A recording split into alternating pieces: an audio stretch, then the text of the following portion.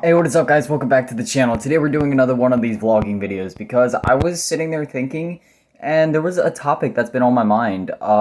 It was kind of interesting. I don't know, it just kind of popped in my head. I thought it would be an interesting video idea. Could possibly get some, cool little conversations going down in the comments. But I just kind of wanted to talk about specifically like video games and the relationship with like mental health, I guess, and how they can help and just other things like that. And I'm sure there's plenty of you out there that can relate. So if you're going to enjoy, please remember to go down below, like, subscribe, and turn the bell on, all that crap. Anyway, let's get into it. So ever since I was a little kid, man, I tell you, anytime I was happy, mad, sad, whatever it was, literally any emotion I'm feeling at any time, even to this day, it doesn't matter what kind of mood I'm in, I'm always down to play some video games, obviously. But because when you're happy, video games, they boost your mood, make you even happier, and you really enjoy the time that you get to spend with them. When you're mad, you hop on, you shoot some zombies in the face, and it makes everything feel better. You see the zombies just kind of drop all over the floor, it's like, yeah, that felt good. And then when you're sad, do the same thing. Shoot them out of sadness, be like, my life sucks. Just shoot a bunch of zombies, and it always... Video games for me, for a very long time I've dealt with depression and like bipolar and stuff like that.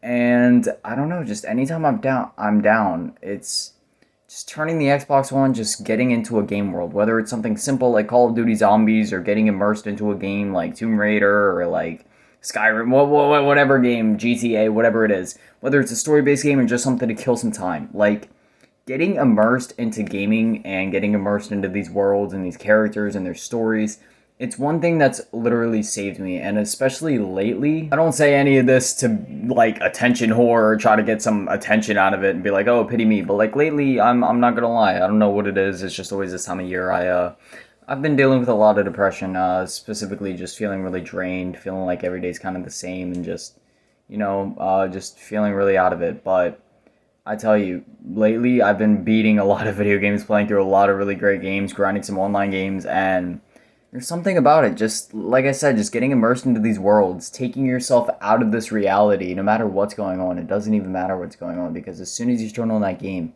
you can get immersed into these worlds, meet these characters, fall in love with them, and just all sorts of things. Especially the Resident Evil games, they've always been great for me. Anytime I'm dealing with anything, like when the Resident Evil 2 remake and the Resident Evil 3 remake came out, I remember it was at a time when I was like really depressed. I broke my ankle. I wasn't able to leave my house. I was just bedridden for months.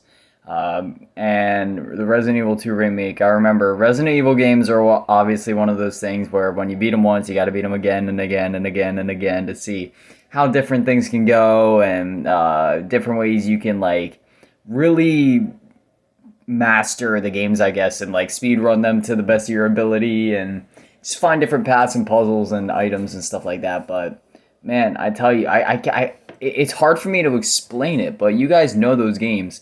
Like I said, the Resident Evil games have always been great for me. And GTA 5, man, oh my god, it's a really immersive game for me. Now, when people think immersive game, they might think like Zelda Breath of the Wild or Skyrim or something like that. But for me, immersive is just something that you can connect with, something you can get lost in. And if it's the type of game where you can turn it on, lose track of time, look at the clock 3 or 4 hours later, and be like, oh my god, where did the time go?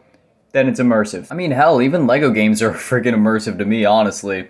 But again, like going back to GTA, that was one of the first games I ever played that I got really immersed into and really connected with the characters, you know what I mean?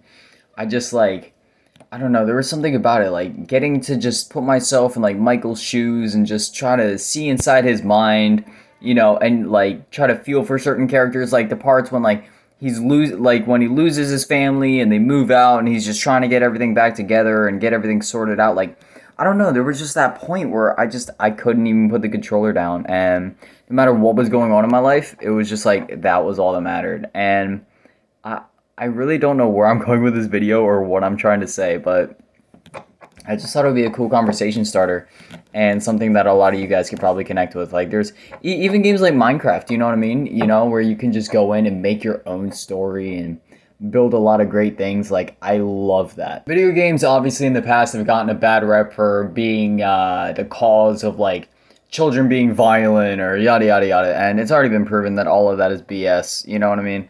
I honestly don't see any negatives with gaming. There is only positives for gaming. If there's any issues with it, like video game addiction or da da da da da, that comes down to the person playing it. Learn to put the controller down.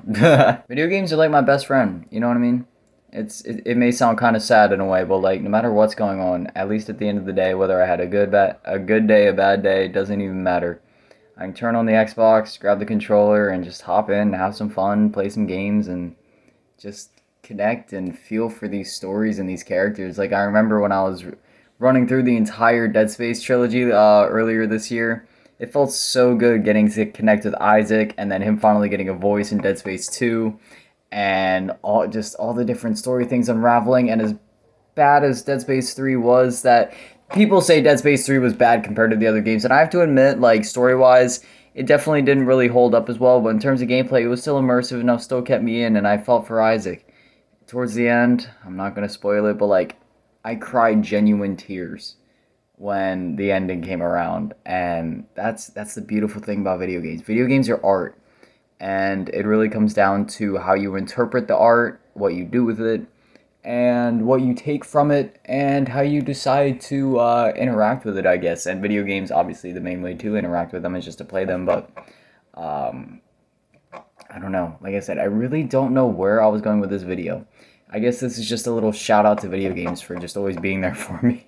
It sounds sad, but I don't know. I'm gonna start to wrap this video up. But if you guys can relate, like if you guys are understanding what I'm trying to say, I don't know. It's just something random. It's kind of felt like putting it out there. Like if you're dealing with anything and you've never thought about giving video games a chance, or if you've thought about it but just haven't yet, give it a shot.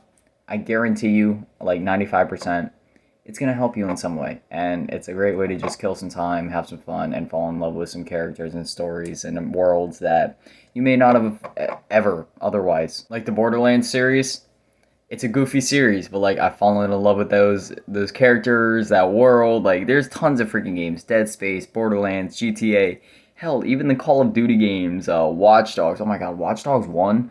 I don't care what anybody says about that game. I got really lost in Aiden's story and like the whole revenge thing. I thought it was really freaking cool, and the way that the acts were broken down in the game, like I thought it was badass. That, like at the end of every act, you knew something big was gonna happen. Like in Act 1 at the end when you break out of the prison, I thought that was so freaking cool. And the ending of that game, oh my God! If you haven't beaten Watch Dogs 1, please skip ahead like 30 seconds or 20 seconds, however far until I'm done talking about it.